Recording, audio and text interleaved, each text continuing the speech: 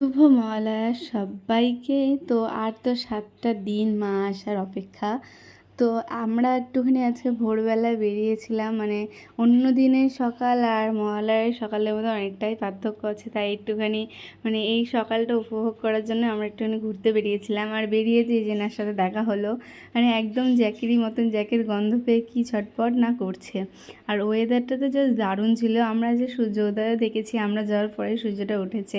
আর এটাতে এত এত কাশফুল তুলেছে, ভাবো এত ছোট ছোট হয়ে ওরা আমার সাথে বেরিয়েছে। আজকে তো ওদের সাথে দিনটা কাটি, মানে সকালটা তো আমার খুব সুন্দর হয়ে গেল।